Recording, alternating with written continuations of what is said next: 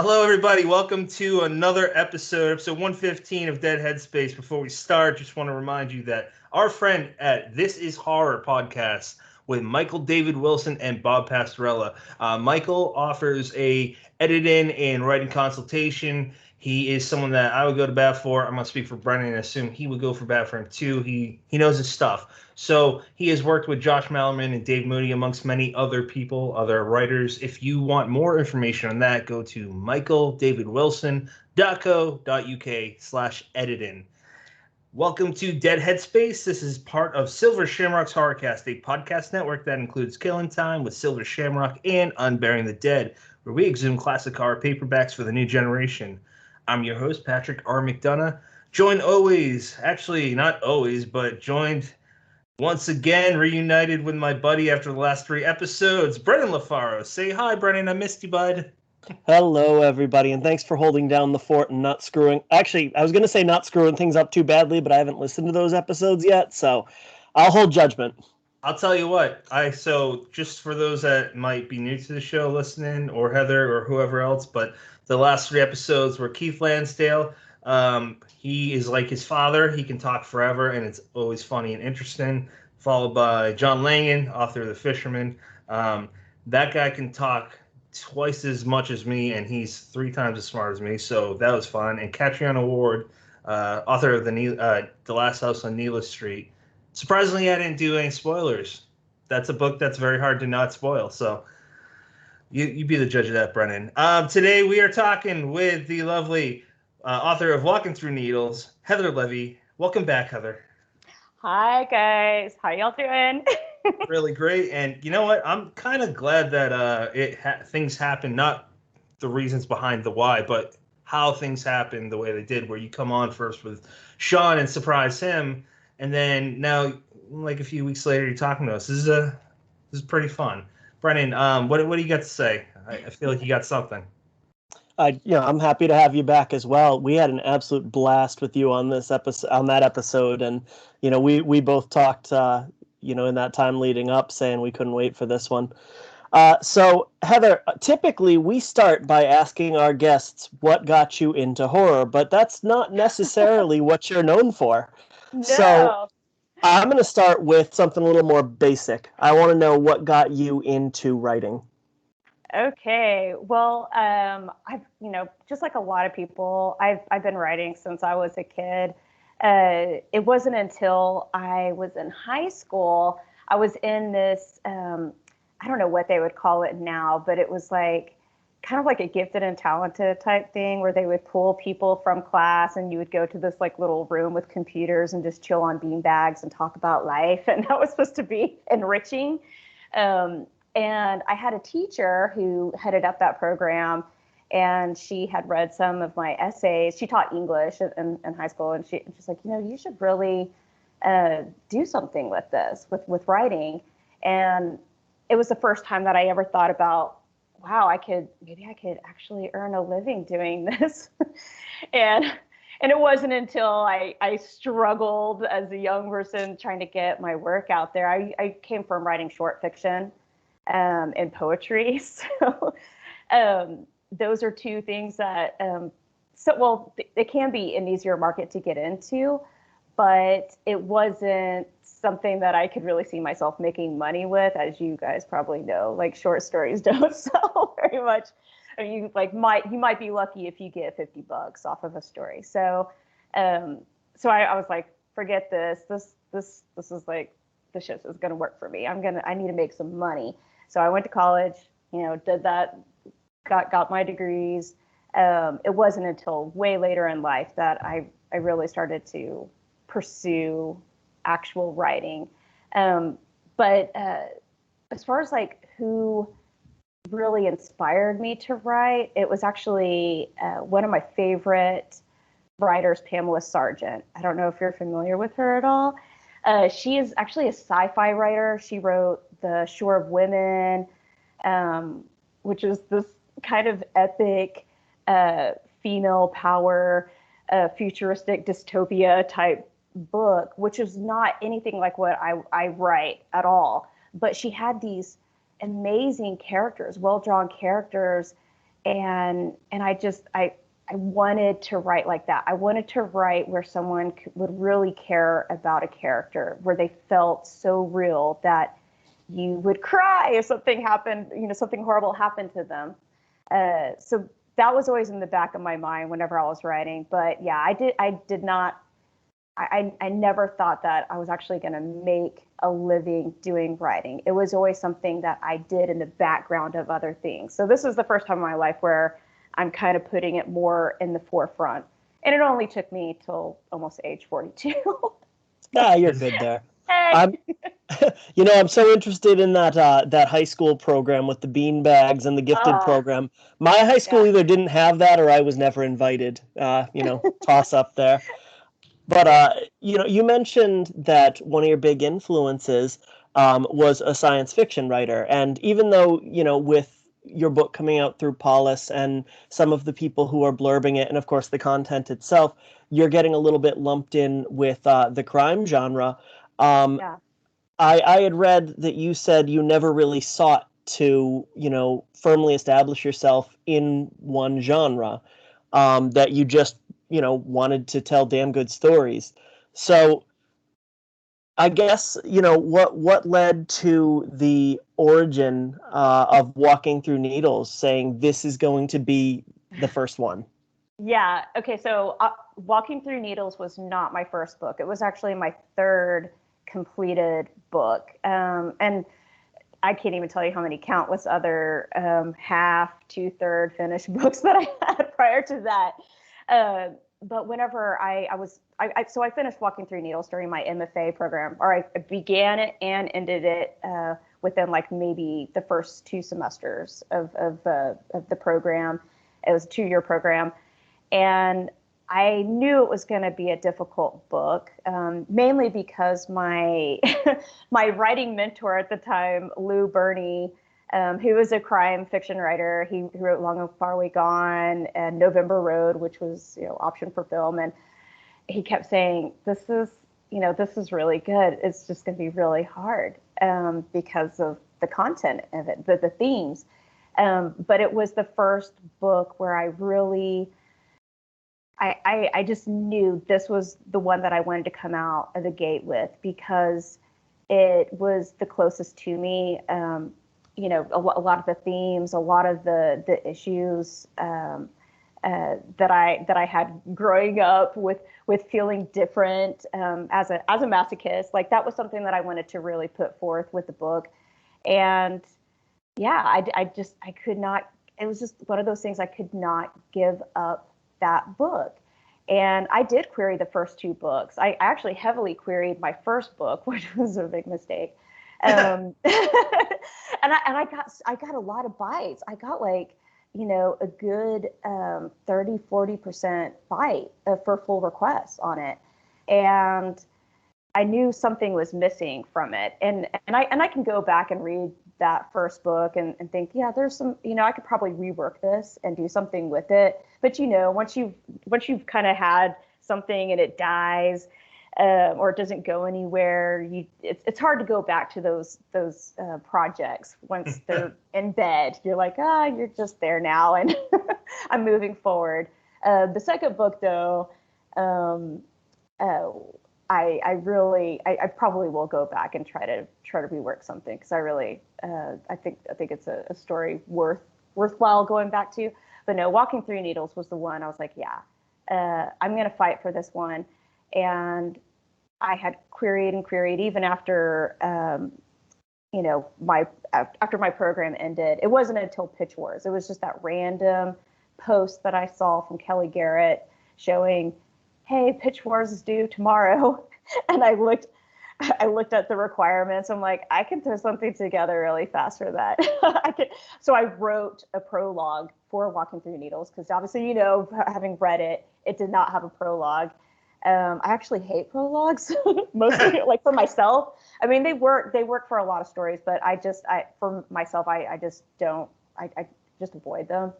But I knew that I had to get in there really fast, because I only had 20 pages to submit for the application.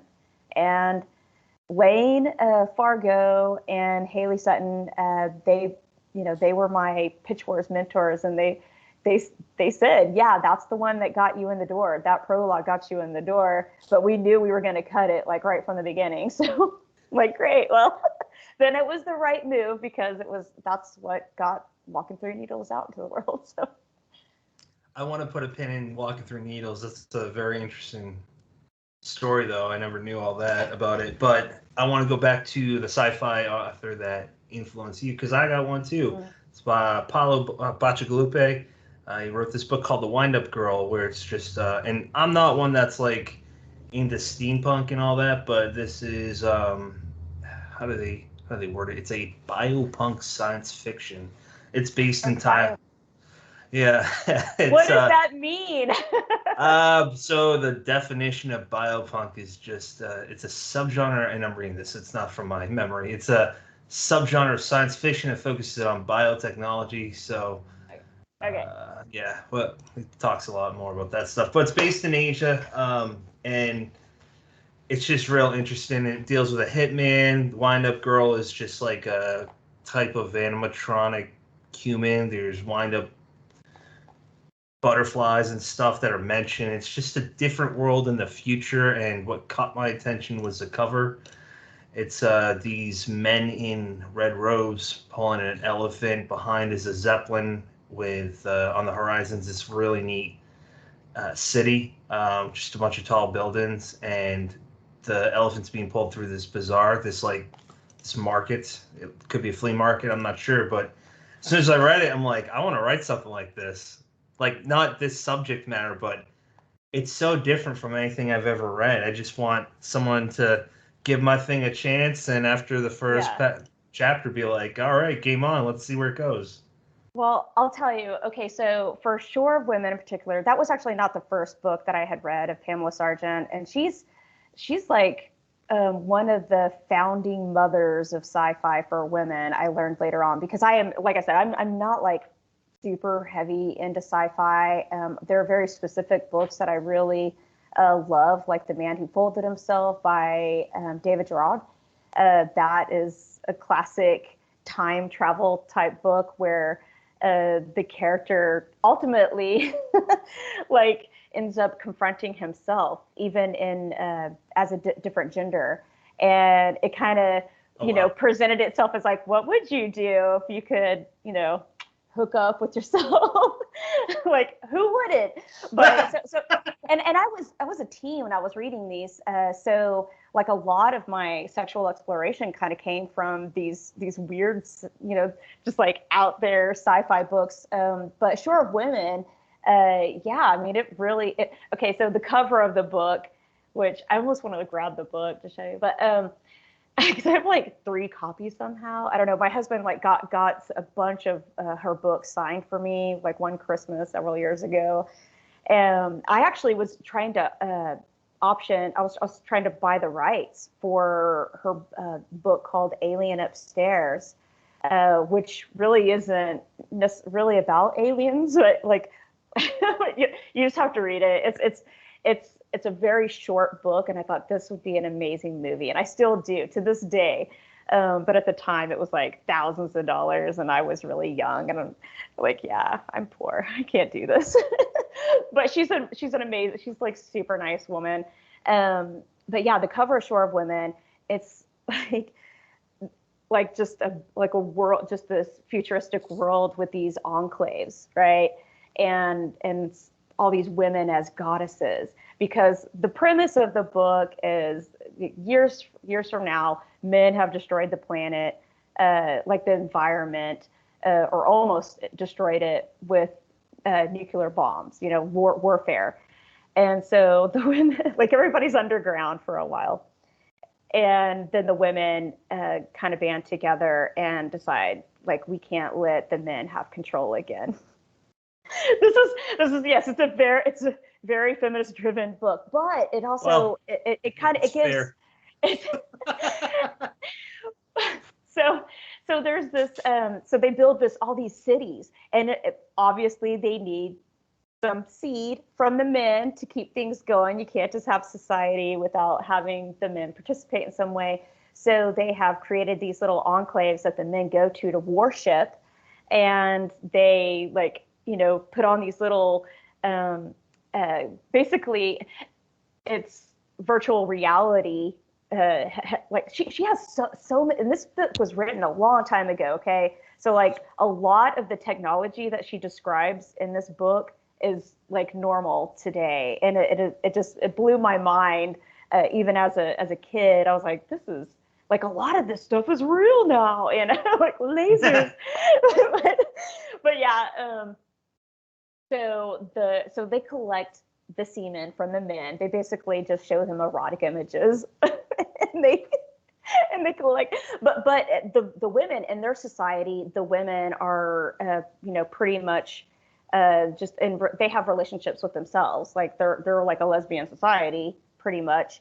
And if you feel any attraction to men, like that's kind of a no-no situation. And then out in the men's world, which is outside, like they are kept outside in the wilderness. They do have relationships too, but everything's harsh and just this horrible world.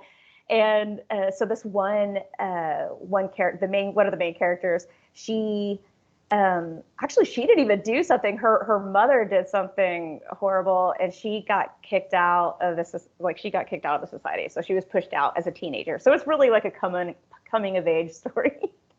And then she meets up with this young man, this teenage man, and he's very different from the other men that she comes across. She has to present herself as a goddess so she doesn't get murdered. So they think she's a goddess who's outside, and they worship to her and all this stuff. And she's just trying to figure out a way to survive. So, but along the way, it kind of develops into this unusual love story and a hope for men and women to be able to still work together in the society. So yeah, it's kind of like trying to bring down this misconception that all men are horrible and all women are perfect. Like it really was talking about those relationships between men and women. And I found that, like, even at that age, I was like, yeah, this is something that interests me. And so that's always something that I look at with my own writing. As you probably saw in Walking Through Needles, there's definitely a lot of, kind of that push and pull with the male and female characters. Right.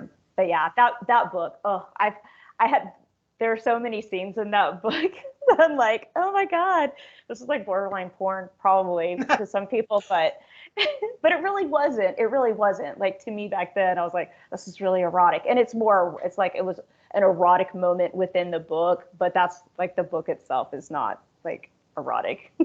Brennan, I want to jump in with one comment and then Go for it. Take it away. The very first thing I thought about was, well, I don't know the statistics, but I'm pretty sure like men are responsible for like every war ever. Did they mention war in that book? Did they mention any type of war in that book, or was it just like a world that men are in the wilderness and women are not? Yeah, it was like pretty much there was some war to end all wars kind of situation, and you never really know if it's something that is across the world or if it's if it's just this one mass of land, because you don't really know what it is. You don't know if it's like was the United States, and that's kind of how a lot of her books are. Like they're humans, they're people, but they're in these worlds that are just unrecognizable, but yet the emotions behind everything and their actions, that's I guess I always looked at it as humanistic sci-fi. There's not like they're not like always going to alien worlds. She does have books that do go into that, mostly with like she has an Earth Seed series where these young people, like teenagers, are shipped off and on the ship that is supposed to like be Earth-like, and they're being shipped off to another planet to help populate that new space, because our planet's destroyed, and then it kind of turns into a little bit of Lord of the Flies sort of situation, because not everybody wants to do things a certain way, But yeah, I loved her work. it definitely, from the standpoint of character development, she was a pretty big influence in those early years. Can you repeat her name again? Just so I want to write it down. Yeah, Pamela Sargent, and that's Sargent. Brandon, take it away, sir. I was going to say, I always loved that facet of like dystopian science fiction that some works have, where you can't be sure of the scope of it, where it could just be this, isolated city. It could be the country, and, for all we know, the rest of the world's watching this place being like, well, they fucked up and we're just going to leave them to it. Yeah. Or it could be that the entire world has kind of hit this, like, beyond Thunderdome point. I think it's such an interesting way of looking at it, that it could, whereas we're all so united by, technology, and, you can see what the rest of the world is up to. The fact that we could go back to kind of that like Neolithic time where we're separated again. It's an interesting idea. So Yeah. Jumping off your point of borderline porn, I was hoping that you would talk to us a little bit about the nonfiction series you wrote, Welcome to the Dungeon. Before she does that, I just want to interject with, I just looked on Google for one of her covers called Women of Wonder, and yeah, Heather's underselling it.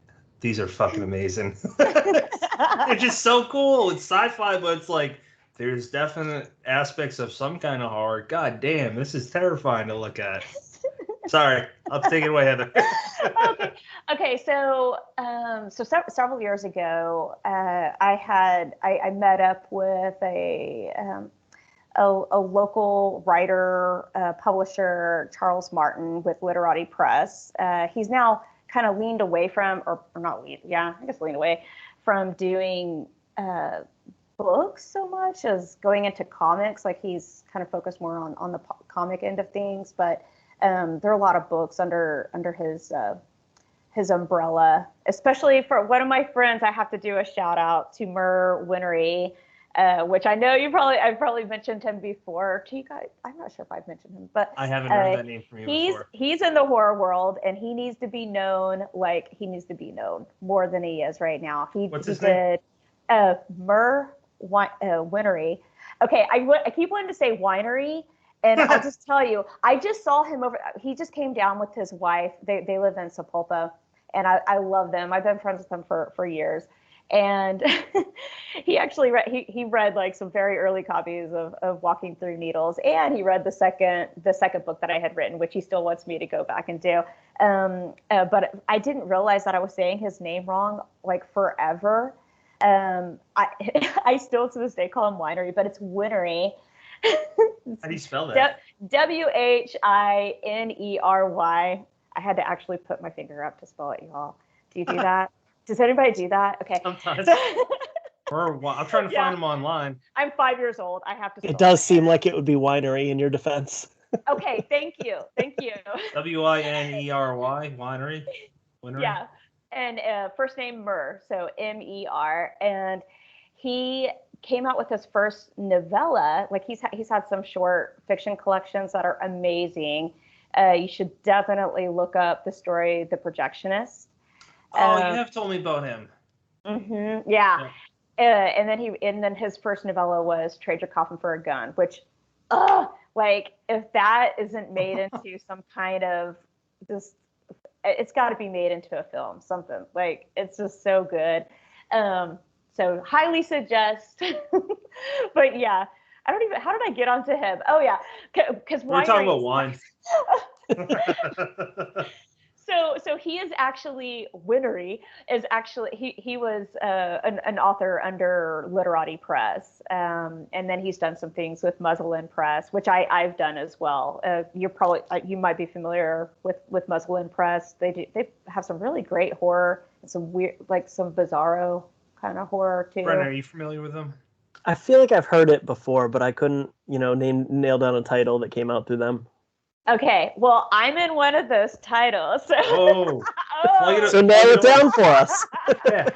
Okay, so we actually, but both Burr and myself have a story, and Matthew Bartlett, like I know him. Wow, there's some really great writers in this collection. It's Behold the Undead of Dracula.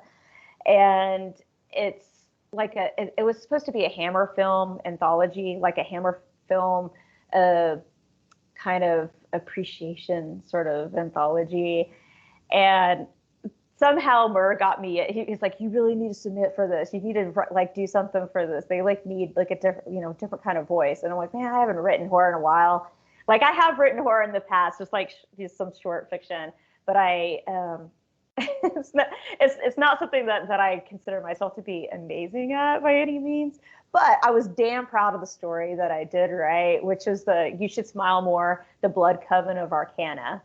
And I actually want to kind of I would kind of want to expand on the Arcana world. Like I'm kind of thinking I want to create that as my fake city. A lot of people write a series or even standalones, but they all take place, Stephen King, like, like he always says, but yeah. So I could see doing that with Arcana. But in any case, so rewind. So I met up with Gwendolyn Keiss is in that. Yeah, she is. Yeah. That's cool. She's got a good story in that.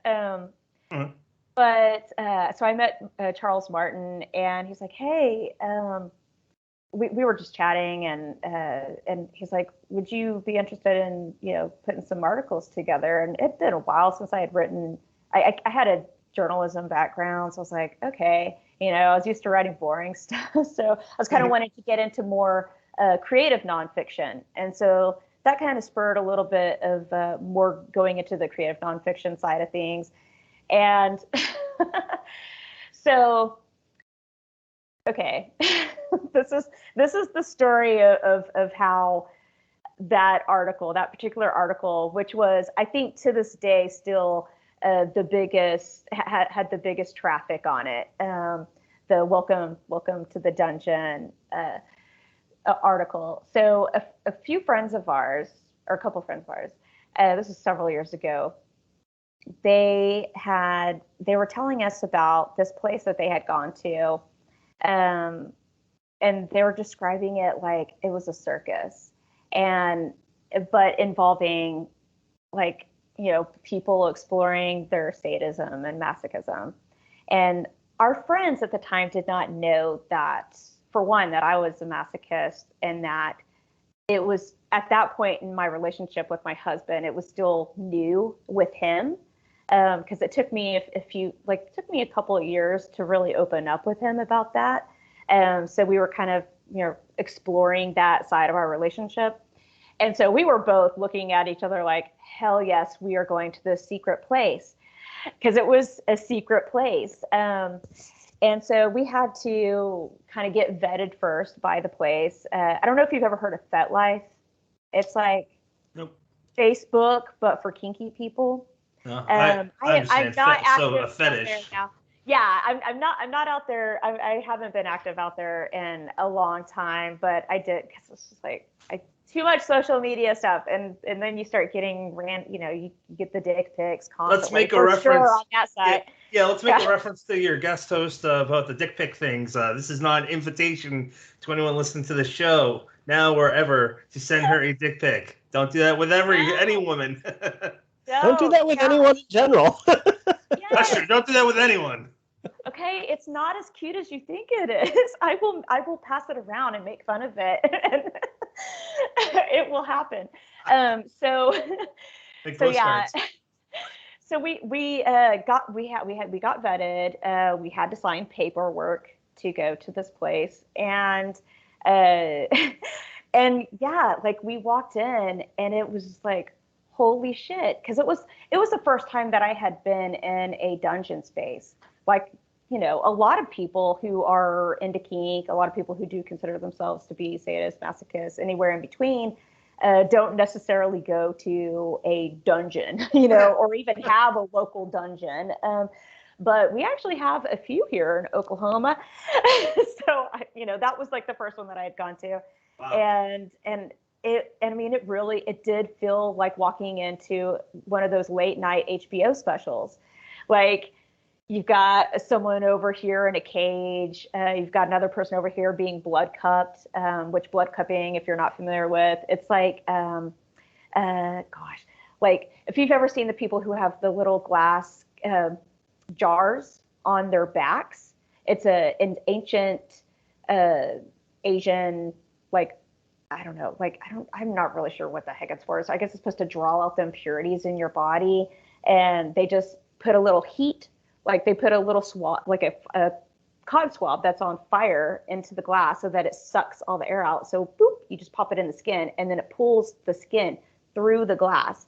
And it looks very painful. Now imagine that, but you make a cut first before you put that little jar on the skin. So it draws blood out at the same time. Oh my God, and then, I'm looking at pictures. Why am I doing this? Yes. What the fuck, Heather? Oh gosh, you're going down. Get it. I'm recording an episode. Why am I doing this?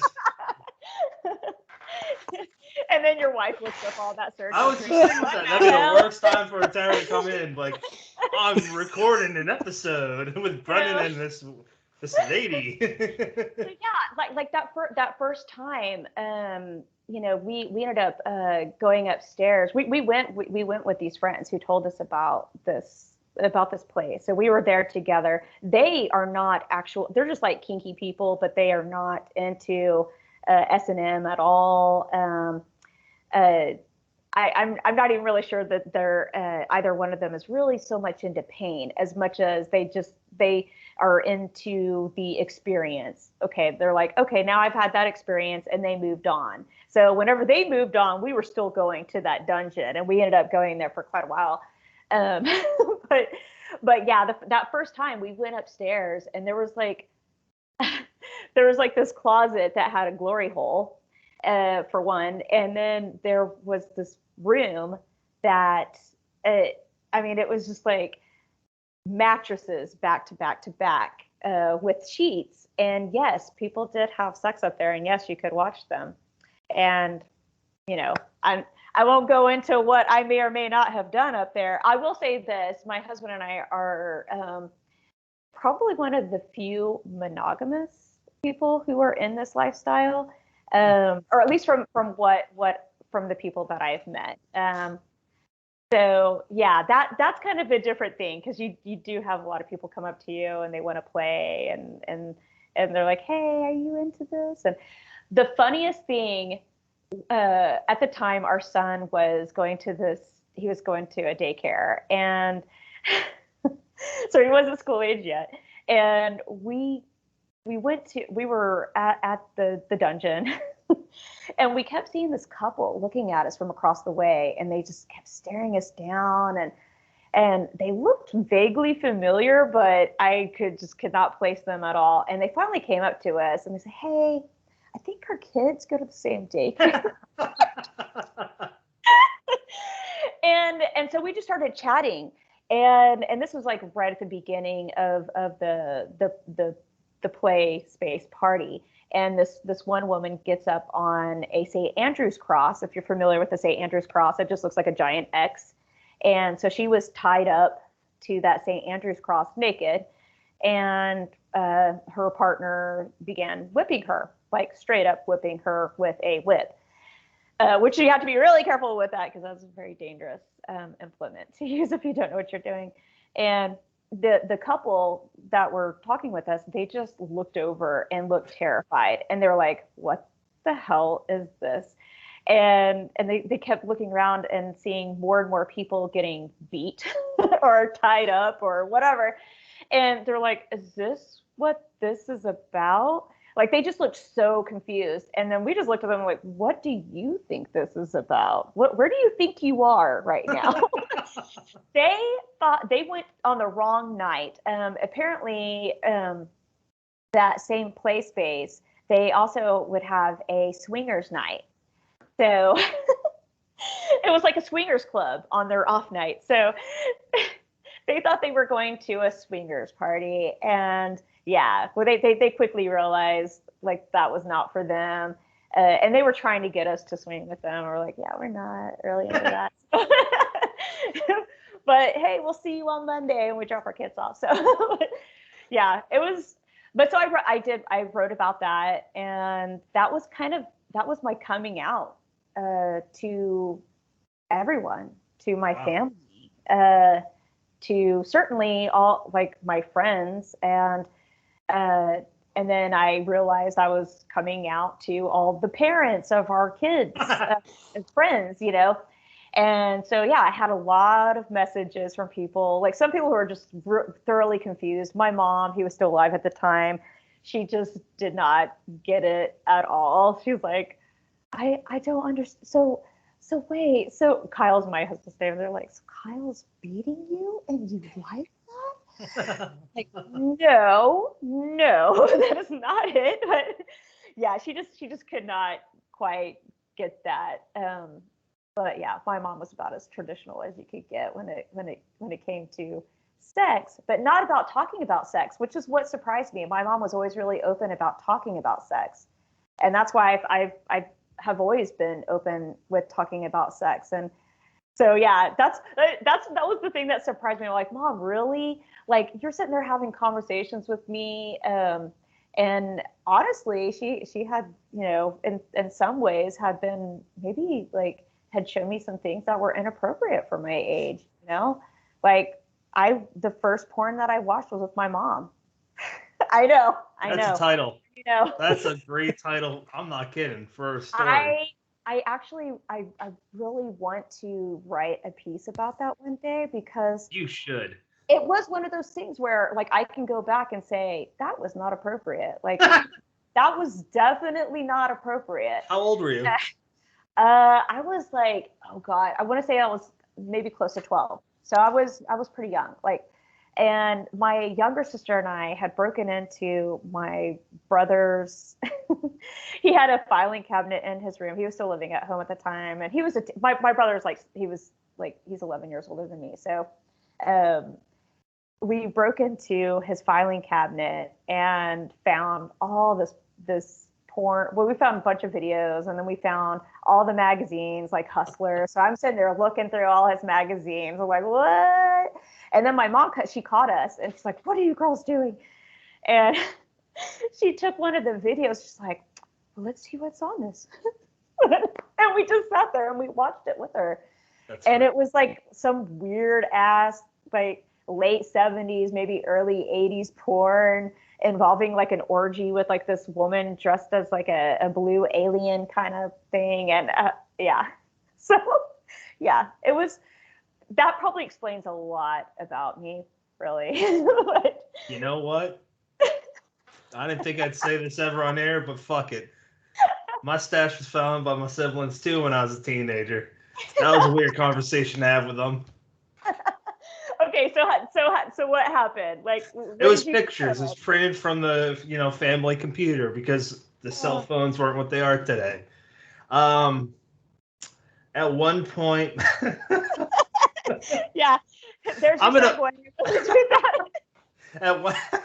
At one point, my mom and I had a talk, and all I said, and I could have said more, but I doubt it. I just remember me saying, "Mom, I'm a guy. This is what we do." Yeah. I don't think we talked about that shit ever again. I can imagine. Huh. What was Chuck Palahniuk always says everybody's got a box of porn story, and Heather, that sounds like yours. Hey, yes.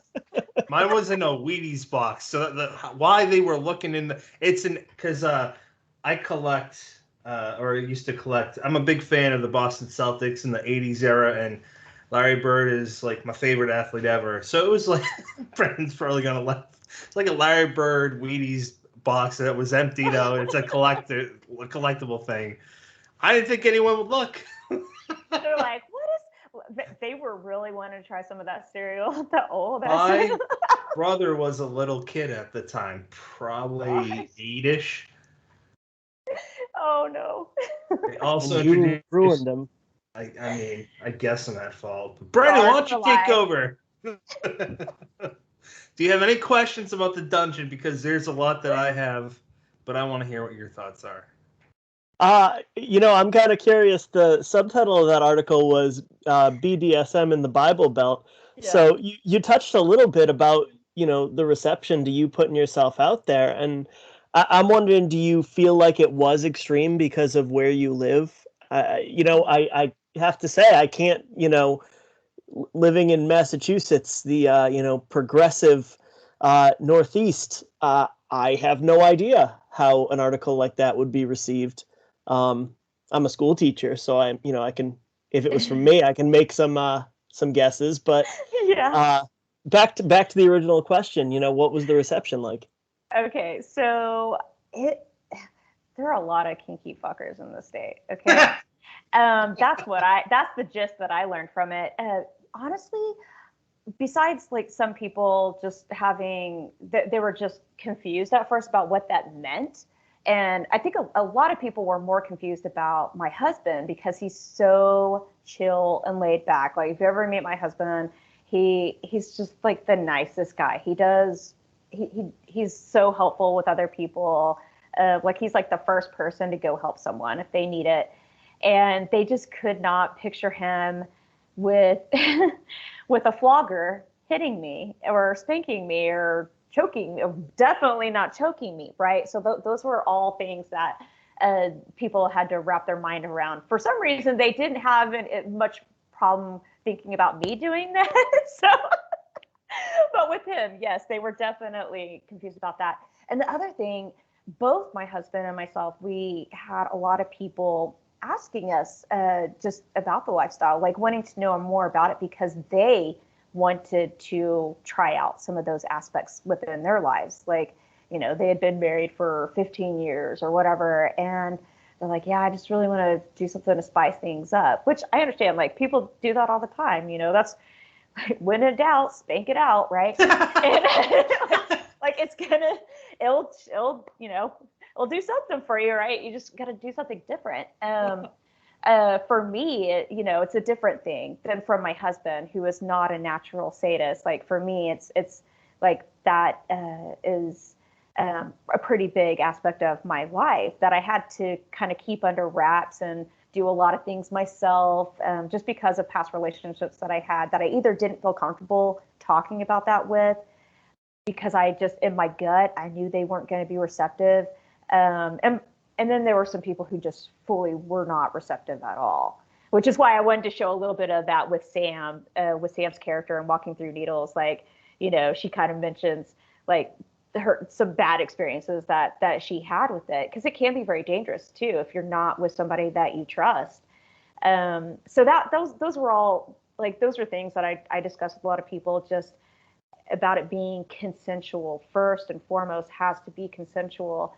And you have to trust the person that you're with. Otherwise, yeah, you're going to have a shitty time of it. Like, I mean, could you imagine somebody choking you out and then they just keep going? like you have to be able to trust someone and not, have it go into the territory of abuse. Because, yeah, I've known people who have been in those situations. And that was kind of part of where Walking Through Needles came from. Like, what would happen if somebody took advantage and manipulated somebody's sexuality like that for their own means? I think it's good to talk about this stuff. It's not, I don't know why it's taboo. Everyone has sex. I don't know. There's so many, there's like anything that you could possibly imagine that deals with sexuality, somebody's already done it for like 1,000 years. So, BDSM, I can guarantee, has been around for as long as humans have been around. I love documentaries, and one of them was talking about ancient Egypt and their belief. I can't remember if it's like covering everything in Egypt, but one of the religions of that area, they said in Egypt, so I'm going to go on a limb and say just like Egyptians at that time believed their god first essentially jerked off, and the sperm or the deities, the lesser gods, then had sex, and their children had sex with each other until they were humans. So yeah, because that happens. I mean, we're talking about probably one of the world's oldest religions. Yeah, incest monsters. Incest monsters. Yeah. And then if you talk about Christianity, I mean, come on, 1 and 1, there's only 2 humans, makes all of us eventually. I mean, still incest monsters within like royalty. So you'd always have that royal that you had to hide away because it was so scary. Have you ever looked up some of those things, like with like the the messed up royalty, and in the past, for just from all the incestual breeding, right, to keep the bloodline going. And there's some freaky stories. Yeah, even Queen Elizabeth, she looks kind of scary. Pale and bluish, and their bones are all fucked up. Watch, there are gonna be people. Queen Elizabeth wasn't an incest baby. I mean, I don't know. I mean, she could be. Brennan, what do you got? What do you got to say about incest or sex? It's mostly that I just didn't foresee the possibility that the British royal family would be coming after us for the content of this episode. But they were coming. Nice. They have like their people putting the fillers out. Like, hey, somebody's listening. I love it. Why they would be listening to this show over the other choices? Obviously, for good reasons. So let's talk about walking through needles. My very first question is, what were the steps you took from getting it where you talked about the pitch wars to getting it in the hands of whoever, I'm guessing Chantel at Paulus? Yeah. Chantel is actually with the Agora. Oh yeah. She's with the imprint. But yeah, so I worked with Jason. Jason Pinter he was my editor and the founder of Polis, and he's amazing. And I don't know if I told you this story or not. So tell me, stop if I already have, because I know I've talked about this before with like other people. But so yeah, I found my publisher and my agent on the same day. Like that happened the same day. So after Pitch Wars, I was contacted by Sandy Lou, who's my agent, and she was like, "Hey, are you still looking for some? Are you still open?" I'm like, "Yes, I am." And I'll tell you, I had submitted to her at the very beginning whenever I was querying Walking Through Needles, and I don't even know if she even rejected it. She just didn't respond at all. So I was like, oh crap. Because she loves dark themes. Like everything about her wish list was in this book. And I'm like, oh, like I really, really wanted to work with her. So I was really excited whenever I saw her ping me for Pitch Wars. And then we got on a call, and like that day of the call that I had with Sandy, and then she offered rep, that like probably 2 hours later, I was contacted by Polis. I was contacted by Jason, and he's like, "Hey, are you, is this still available? Whatever, I don't know what your situation is with like an agent or whatnot." And I just told him like, "Hey, I actually just signed." And he's like, "Okay." So then I had to make a decision if I wanted to go on sub or if I wanted to work with Polis, because they were like ready to put an offer in hand right then. Whoa. So, it was a tricky choice, because I know a lot of people who have gone on sub, they've gone on submission, and it's like a months long process, sometimes years, and then sometimes they get dropped by their agent within that process because it just doesn't sell. And so I was a little freaked out about the thought of that, because as you know, from reading this book, it is a difficult book. Like I knew those words from Lou Burney were coming back to me. It's like, this is going to be a difficult book to sell. They're like, ah. So in my mind, I knew that Polis would be a good choice because the work that they've produced, it's kind of, they take a chance. It's not just cut and dry crime fiction. Like they really tap into some different areas that I've never seen with other crime fiction outfits. So I was like, yeah, I need to just listen to my gut. My gut was saying go with Polis. And so, yeah, I let Sandy know, and then it just went from there. We just, went through the process of editing, which, I had already gone through just a huge revision with Pitch Wars. So I was fully expecting to have a lot more revision to go, because I really didn't know. you never know until you're working with an editor what they're looking for, what they want to change up. My biggest hope was that he wasn't gonna take away too much. Like he didn't want me to back away too much from certain areas, and he really didn't. I was actually pleasantly surprised how much he was okay with certain aspects of the book. Like, certain scenes, as you know, they were tough for me to even write. So I know they were tough for people to read. But there were some parts where he's like, you know what, maybe we don't need the description of I did so much research. I don't know why. I did so much research on ball hammers.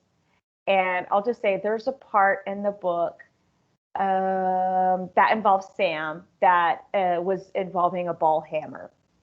And you'll know when you read the book probably what part that is. And there's a scene where Eric is talking with his dad Isaac, and Isaac kind of goes like he mentions some of those things, and Jason's like, maybe we don't need that because it's graphic enough. I think so, and that really is true. Sometimes less is definitely more, especially when there are other scenes that do go to those really dark places.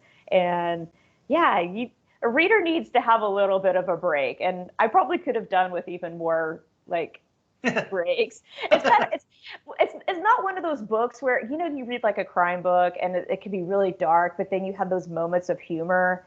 And it's like, oh, okay.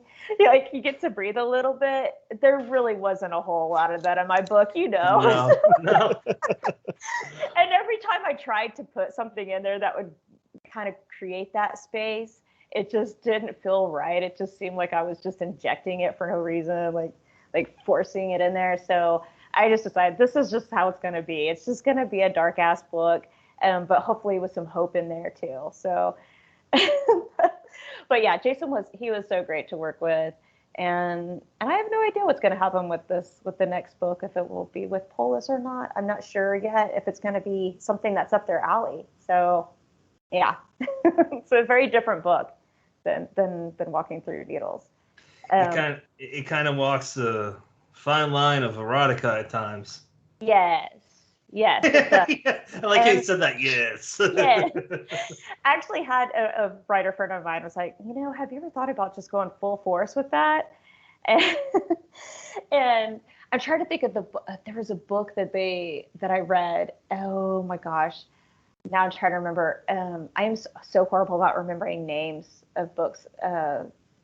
It's like The Girl in Apartment 9 or something like that. Do you know what I'm talking about? Like the book, it's a crime fiction book, but it's about this agoraphobic woman. Well, I don't know. She's not agoraphobic. She's not really agoraphobic. She basically makes herself agoraphobic because she's a psychopath. Like she will kill people if she lets herself be free into society. So in order to sustain her existence, she does online porn. And it's not like porn, like she's like one of those, what do they call it? Like people just like pay to like see you do like little things, but she's not like hardcore porn. Like she's basically like just softcore. Yeah. I don't know what the term is. Yeah, you like get on Pornhub and they're like, click on here. It's like one of those. It's clickbait. One of those clickbait shit. But something happens in the book, and it that revolves around pedophilia and like this really bad guy, and so she has to leave her space to go help this potential victim, or I guess it was a victim, and then in the process she has to try not to murder people because apparently her like psychopath brain just cannot turn off for that second. But yeah, so that was the book that they recommended to me, and I read that, and it is a very erotic book, but it was still crime fiction. So it was like, okay, I could see myself doing something like that, but that wasn't the direction that I was ever planning on going in. I love reading erotic fiction. I love one of my favorite erotic writers is Tiffany Reitz. She did the Siren series. I mean, anytime you have a priest, it revolves around this priest and too many jokes are rolling in my head right now as a former Roman Catholic. He's a Jesuit priest, right? Okay, he's safe then, I guess. I don't know. Right? But yeah, and of course his name is Soren. So, but yeah, but it was, I love reading that, and there's some amazing erotic writers. Like, it's not just fluff, and she's one of those writers that her books. She actually wrote a crime fiction book too called The Bourbon Thief, which is very erotic, but it's a crime novel, and it's worth checking out. It's a really quick read. She puts out, like, every year, she puts out like a really short kind of novella type book for her fans, and I usually snatch them up. Like, she had one that was centered around Halloween and Salem, and I'm like, oh, like I want to go to Salem so bad and just be there during Halloween. Oh, it's the best. So yes, so it yeah. I mean, you guys are lucky. You're like, right, because you're both in Wait, are you both in New Jersey? I'm in Mass. You're in Mass. So you're from okay. Mass. Okay. Yeah. So you have like the fun area to be in during the fall. Not Oklahoma, which doesn't know what we don't know what season we're in right now. It's just summer forever now, I guess.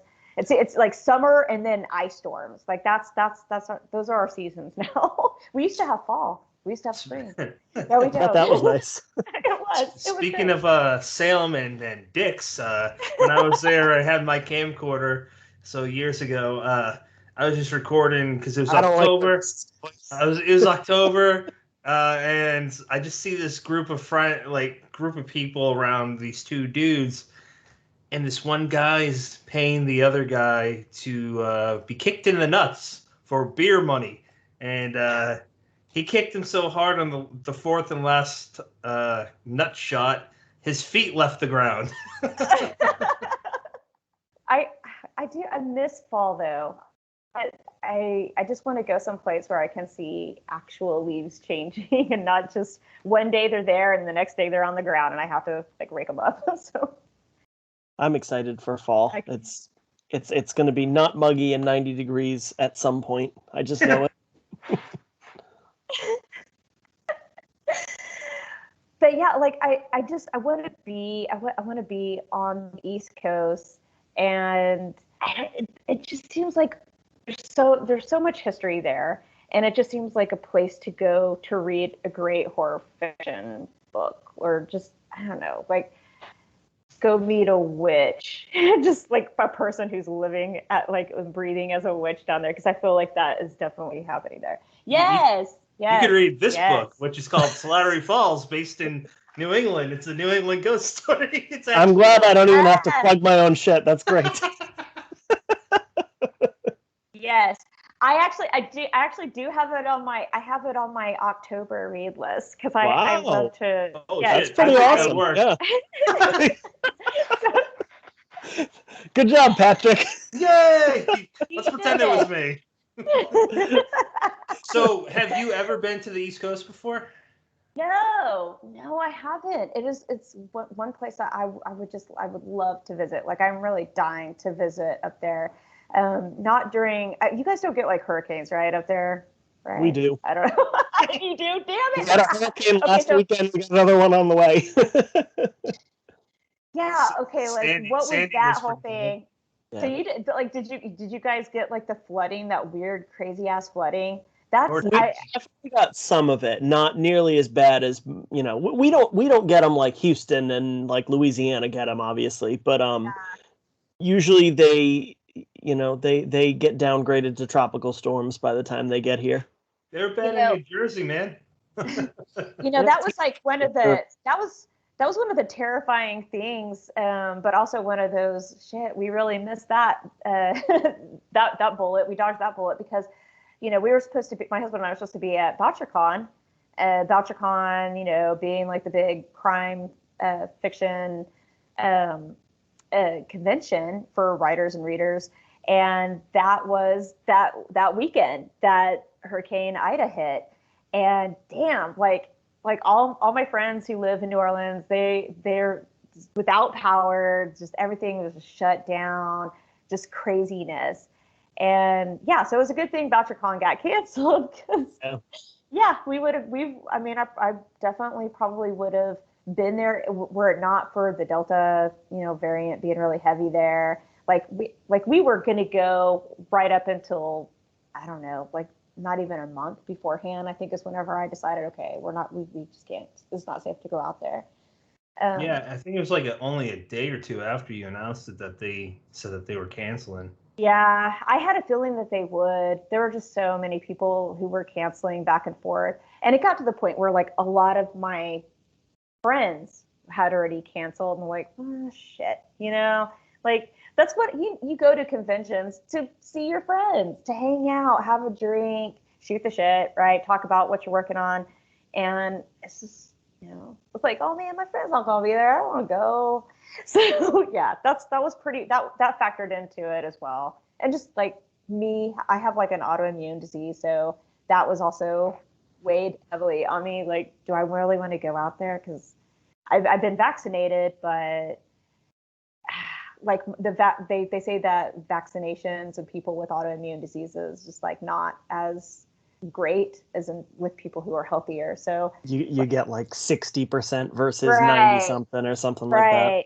Yeah, that's why I'm getting my booster actually this week. I'm a little nervous about it. I'm not gonna lie, but I'm still gonna get it because I know people who've had the booster and they're like, oh yeah, be prepared for a couple of days of feeling like hell. I'm like, yeah, I did that once before. That's what happened after my second shot, but it was worth it. Like it passed pretty fast, but yeah, I'm looking forward to next year with BoucherCon, and I'm just curious, like because I am interested in going to like some kind of event on the East Coast. Like what horror events are going? Because I keep hearing my friend Craig Wolf, who has written horror, and he would always go to this place in Rhode Island. There's like some big. Oh yeah, you're talking about the Necro. Yes, Necro. Yeah. Nomicon? I think it's like themed around Lovecraft because he's from Providence.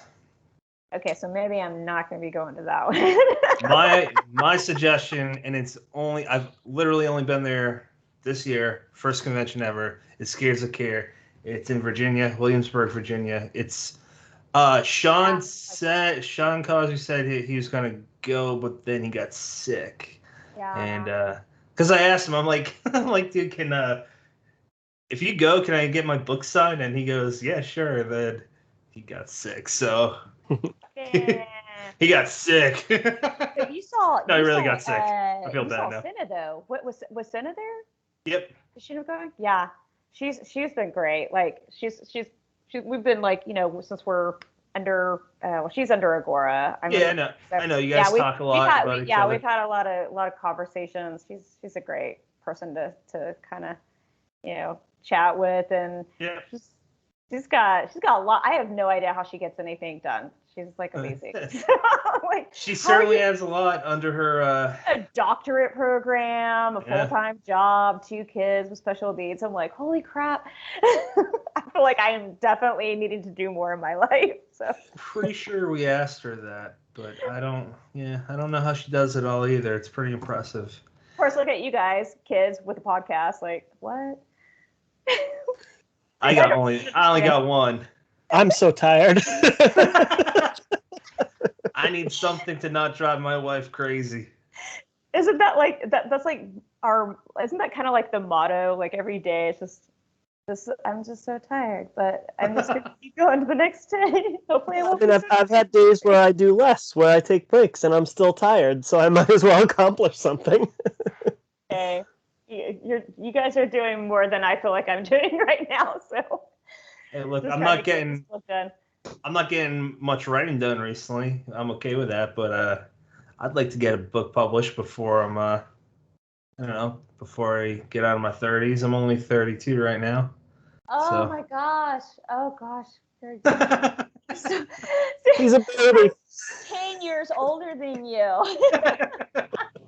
my goal, I really did seriously set this goal. It's like I have like these weird goals that I set for myself. Like when my husband and I got married, we purposely got married at a time where he had just turned, oh God, what was he, 25? He had just turned 25, and I hadn't turned, or no, I was 30, about going to turn 31, because we're about 6 years apart. And so we purposely got married so that I would still be like 30. I wouldn't be into the 30s. Like, I don't know why, like 31 seemed to make all the difference.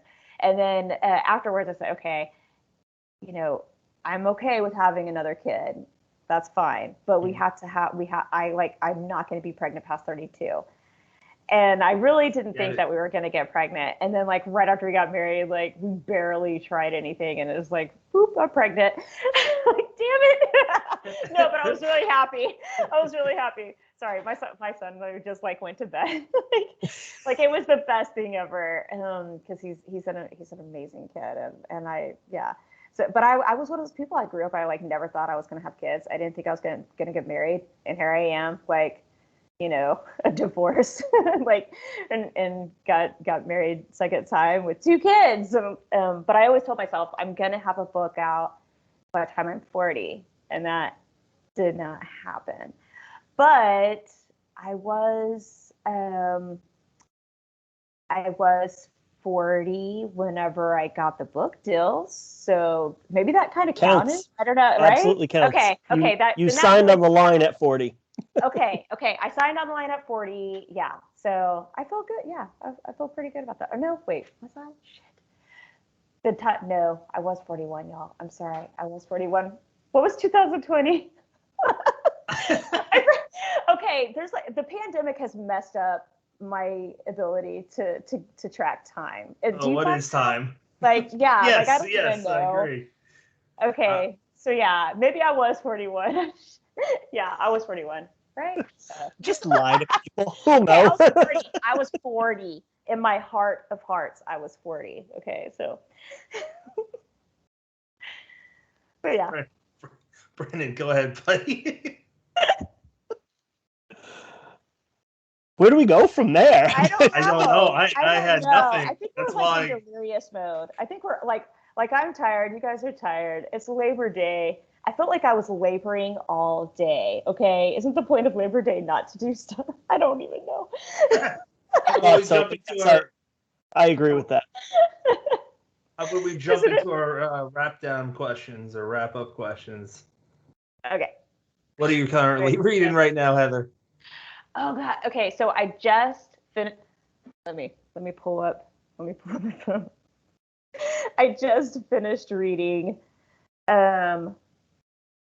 All Her Little Secrets by Wanda Morris. Oh wait, I forget. Nobody's gonna see this, right? They're not. Are they? No, there's a video version. Okay, there's a video version. Okay, so All Her Little Secrets by Wanda Morris. It's her debut book that's going to be coming out soon. I got an arc of it.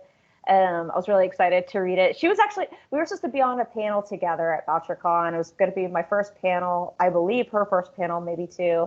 And she was going to be the moderator. It was like all debut writer. So, but it's a really great book. It's about this Black lawyer who walks in on her boss, who she was sleeping with, and he had blown his head off, or so you think, but that is not how things turn out. And then she gets like wrapped up in this whole investigation.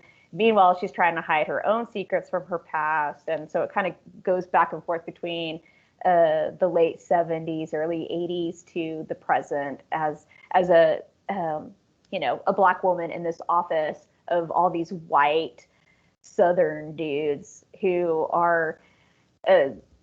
We learned some nasty things about them, and the reason I really appreciate this book is because she's writing from a character who's in her middle age. She doesn't have kids. She like kind of missed that boat. She doesn't have like a real relationship with anyone. She doesn't have like a partner. She barely has a lot of, relationships outside of work. She's just kind of like a workaholic. And there are not enough crime fiction books centered around middle-aged women. And now that I'm like approaching that, I'm not going to say that I'm middle-aged yet. I'm still in the baby 40s, okay? I'm still in the baby 40s, so I'm not quite there yet. I don't know. What is middle-aged now? I was going to say, isn't the 40s? age shifting upward for an average life? So that would make it middle age a little bit more than it was. Well, maybe I am middle-aged. I have no bar. idea how long I'm going to live. I could be dying at 80, but... I'm just trying to help you out. Yeah. So I'm trying to think.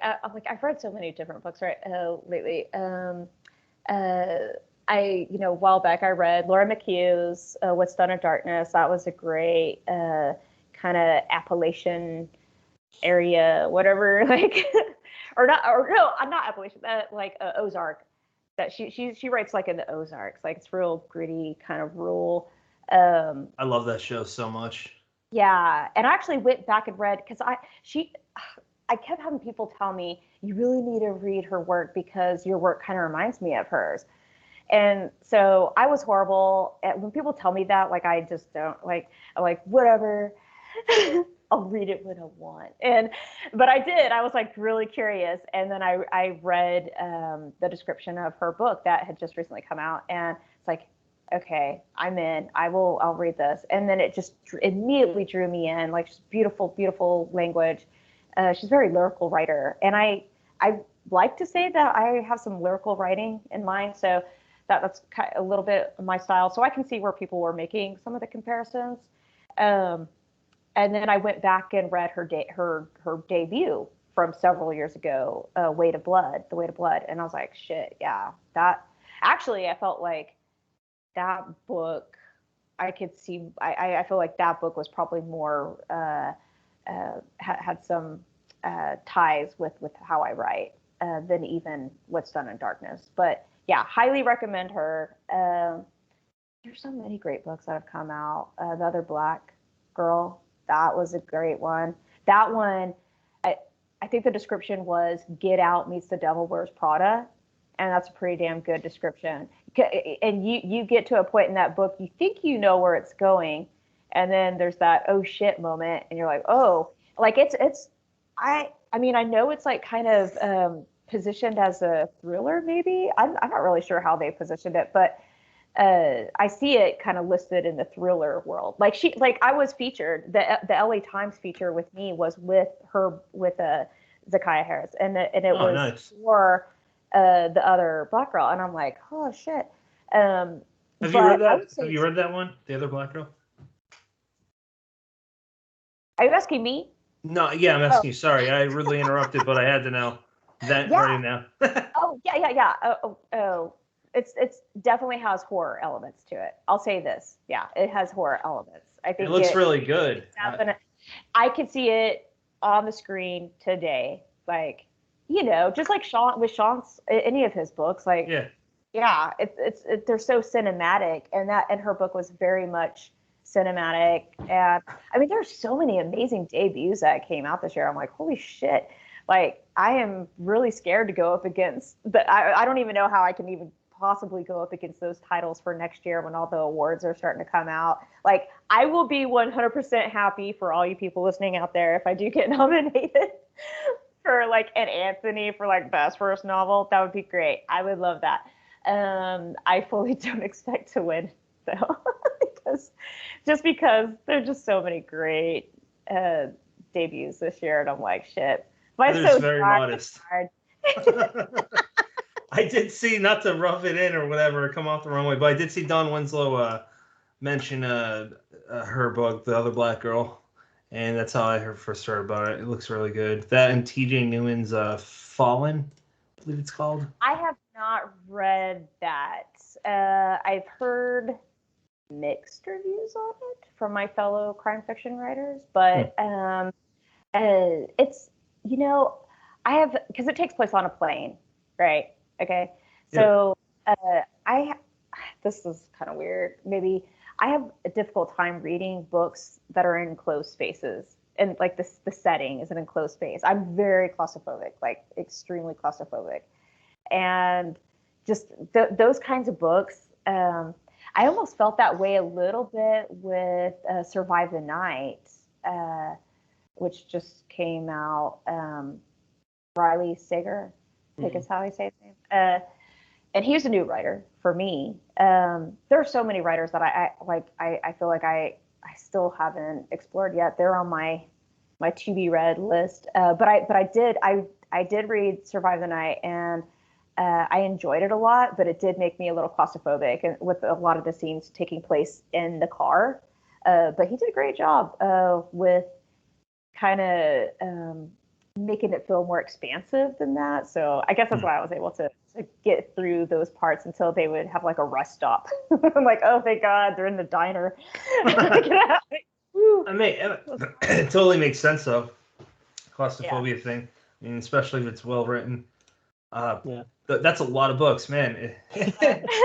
Yeah, no, I was gonna say I don't think that's weird at all. I mean, I don't think that's any stranger, because if you're writing, I mean, I haven't read the book, but I would assume if you're writing an entire novel that takes place on an airplane, you have to take advantage of that small enclosed space. You have to kind of play on that. And I would say, if that's an element of the plot, that's not any, more odd than saying, oh, I have trouble reading books that, have sexual assault, or I have trouble reading books that have, this or that or the other thing. It's an element. And, if done well, it's going to bring the reader in. So. Yeah. Probably don't need a trigger warning for that, right? Claustrophobic spaces. That's right. But I do pay attention to that whenever I'm reading, the Inside Jacket. I'm like, oh, okay, I'll give it a shot. But yeah, I'll probably end up reading it eventually. It's it's there. But for me, I do like dark. I like the darker crime fiction. So. Just read Megan Abbott's The Turnout, and she's a pretty big influencer for me. Like, I love her work. One of her earlier books was actually that was one of the books that whenever I was thinking of walking through needles, I don't know why, but I always had that book in my mind. The End of Everything is the name of the book. And there's this just a really interesting relationship between the daughter character and the father in the book, and it's kind of like there are all these lines that keep getting crossed in various ways. But The Turnout actually ended up, I think, is going to be a comp for the book that I'm writing right now. So I was pleasantly surprised as I was reading it, because I'm like, damn, I'm gonna have some trouble finding comps for the book that I'm writing. And then I'm reading her book and I'm like, oh, this is perfect. This is perfect. It's got two crazy ass sisters, and they're wildly different perspectives and paths that they're on, but yet still very, like, talk about claustrophobic. It's it takes place primarily in a ballet studio and in this dilapidated house. And she has that way of like making the moments feel claustrophobic, even though you're not in a tight enclosed space. Like, emotionally, you feel that just, oh God, I just need to get out. I need to stretch and get away from this moment with these characters. But at the same time, you want to stay and see what's happening. It's a truly voyeuristic read, and I love those. Those are some of my favorite types of books, where you feel like, damn, I shouldn't be, like, I feel like I'm interrupting something. I feel like I shouldn't be here in this moment. But I'm glad I am. So yeah, love her work. Yeah, she just gets better and better. It's actually probably one of my favorite books now of hers. Speaking of voyeuristic books that are pretty damn good, title's called They're Watching, by, again, Michael David Wilson and Bob Pastorella, friends of the show. They run This Is Horror. Seriously though, it's a good book. They didn't ask me to plug that, but we're talking about voyeuristic books, and there's dick references in there, but there's also some horror too, and crime. Yes.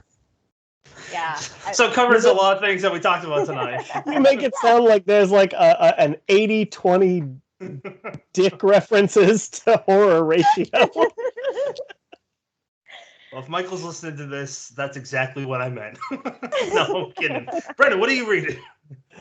I'm reading a couple things. So one thing I'm reading right now is Ross Jeffries' Only the Stains Remain.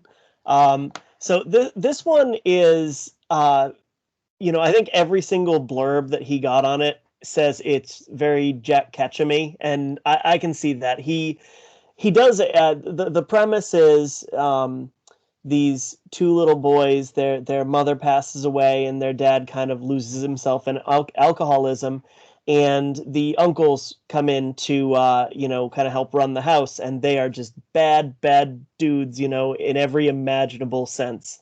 And he does a really good job, as weird as it is to phrase like this, Ross does, of implying. So there's all this really just horrific stuff happening to these kids, and he does a good job of letting, the reader's imagination fill in the blanks and not being excessively graphic. So I'm about a third of to there, and it's a harrowing read. It's something I'm going to take my time with.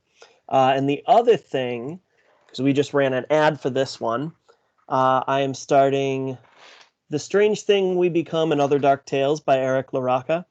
I just read a story in here today called Bodies Are for Burning, and it's a story that hit me different because I had read, the novella he's getting so much praise for. Things Have Gotten Worse Since We Last Spoke. Because, without spoilers, this story sets up something pretty early on where the main character is like, I'm going to do this horrific thing. And with an unknown quantity, with another author, you might say, well, there's going to be a twist and there's no way the character is going to do that horrible thing. But knowing Eric's work, I said, there's a fair chance this horrible thing happens, and I don't want to see that. But it's when I read that other novella, it's like it's anxiety inducing. And the telltale sign of a good horror story is you're sweating, you're on the edge of your seat, you're like, oh my God, what's gonna happen? And he pulls that off nicely in here. That guy is a talent. Yeah. So for me, I'm finally finishing up Chasing the Boogeyman by Richard Chizmar. And fun fact is, by the time this comes out, we might be airing this, but me and Brennan or it might have aired already. Not sure yet. Me and Brennan are going to start doing reviews, video reviews, just a little more extra content, just another way to spotlight authors. And that's the first book we're going to do, Richard Chizmar's Chasing the Boogeyman. Long story short, it's a kind of a new genre of Chizmar's creation. He put himself in his hometown, real life hometown, but I can't tell what's fake and what's not. And he intended it to be that way. And I'll leave it at that. It's a serial killer, and it's really interesting. Haven't started this one yet, but Kenzie Jennings' Red Station. It's a splatter western. It is a horror taking place in the Old West with, I assume, lots of blood by the look of the cover. I haven't read it yet. Brian has. He says very good things. We'll be talking with her. That station isn't red because that's the paint they chose. And then I haven't dove into this one yet, but Don Winslow's City on Fire. I'm really excited for that. Don's a great crime. He's a great writer, so I'm not gonna be surprised. Can't go wrong with him. Yeah, I can't. Won't be surprised if it's like a easy 5 stars. Listeners, if you are interested in checking out anything that we have in our shop, go to deadheadspace.com. There is a shop tab. Also, we have articles written by some guests of the past, and we have reviews if you're interested in that. Everything there is free except for what's in the shop. So definitely caught myself there. That stuff's not free. Where can people follow you, Heather? I'm sorry, what? Where can people follow you, Heather? Sorry, I talk really quick at times. We got a little boop cup. People can follow me on Twitter and Instagram at Heather L. Levy. So, just my name. and then I've got an author page on Facebook.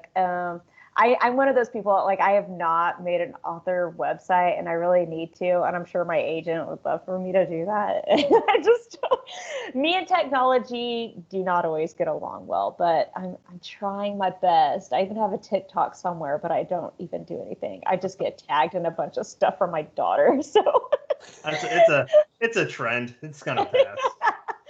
Oh, but all the people who can make it work to their advantage as a writer, good for you. Yeah. I am not that person. I'm not knocking on it. It's definitely good. By the way, I mispronounced your surname again. Oh, it's okay. It's okay. hey, like I was saying, I mispronounced one of my best friends in life. I've been mispronouncing his name for years, apparently. I mean, that's how you. It wasn't until this last weekend that I was like, oh, it's Winery. But it's really winery in my head. It's always going to be winery. Sorry, Mer. It's always He'll winery. just have to get used to that. That's how you spell it. That's how you spell winery. Thank you. But then people are like, well, that's your name really is Levy. I have people correct me all the time. They're like, isn't it? Or Levi. If you're in Oklahoma, they're like Levi. I'm like, I don't even know where you get that from, but no, it's Levy. Of the Levites. You gotta love that. I have people correct me all the time. Oh, are you sure you're saying your own last name correctly? Like, what are your people? Like, go call my mom first, real quick. Do you have any final thoughts? It could be about absolutely anything. Oh gosh. Well, just go get my book. I mean, really, I appreciate everyone who's gone out and bought my book, have reviewed it. I know you guys both read and reviewed it, and I really appreciate that. And it's been so much fun coming out here and talking with y'all. And I say definitely with October coming up, I'll give some love again to my buddy Winery, since I've been making fun Winery. I've been making fun of his name. No, I'm not making fun of his name. But yeah, any of his work, I think you should definitely check it out if you haven't yet. He's so underrated.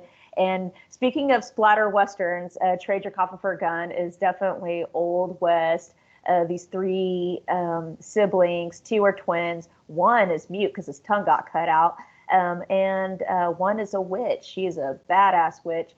And yeah, the Baba siblings, you need to definitely, I'm probably saying that wrong too. He'll probably correct me and be like, you said it wrong. But he could do that because we're like brother and sister. So. That's all. That sounds like a great premise. He's a great writer. But yeah, just go check it out. Get your horror on. It's the season for it. I'm counting this right now as fall. I know we have a while till fall, but I have my Halloween decorations up already. Count it. September 1st. Yeah, September 1st. Yep. Well, this year's the 23rd of September, so that's pretty damn close to October. It is. Brennan, final thoughts, madam.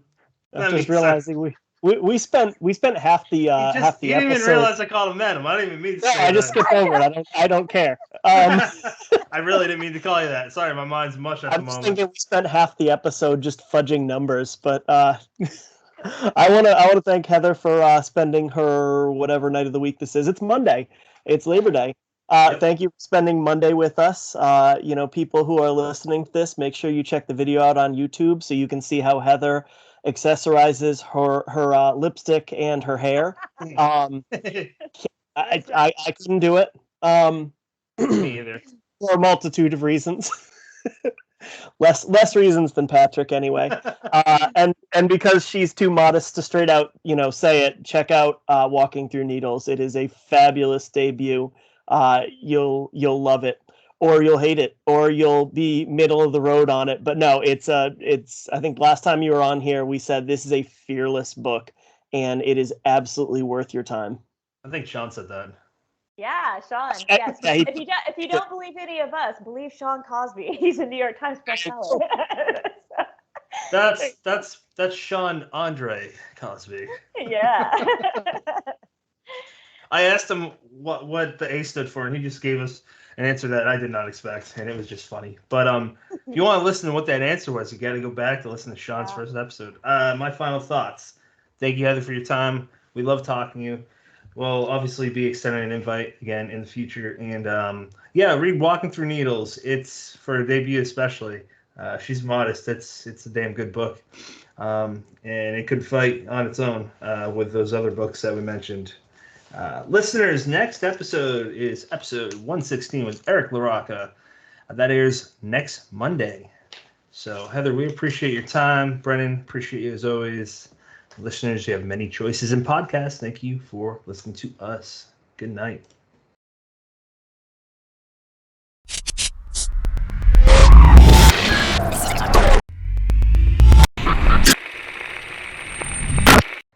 All right. Thank you, Heather. Thank you. That was a lot of fun. Yeah. That was a lot of fun. Appreciate you guys. Yeah, you too. Have a good night. Thanks, you too. Bye. Bye. Did I just hit stop? Ooh. 8 o'clock. I don't know how you guys are doing this at 9. No choice. Yeah. You're like, this is the time. Kids are in bed. Yeah. Our wives permitted at this hour. Sounds good. Alrighty. Brennan and Heather, are you two ready? And can y'all hear each other? Yes. Yes. You like that? This looks really horrible, though. Doesn't It looks It like does. Yes. I'm just gonna say it looks like you're milking a cow. Let's leave it at that. It's just a sign that I'm a little thirsty, right? Oh my God! Okay. I thought you were double entendre. Welcome to. I mean, I am good about that. Ooh, all right. I should have had like wine ready, but I figured, okay, I'm gonna be sober for this. Like, I don't even have an edible in me, so it's pretty good. Like, this is just really me. Why is it that only when Heather comes on there's dick jokes? I know. Oh, it's hardly only Heather. I did find out with talking to Keith Lansdale that Joe Lansdale is very much so into dick jokes, and I never knew that. Well, we'll just have to have him back. Share his favorites. What's your shirt say? Everything is fine. And it's a skull.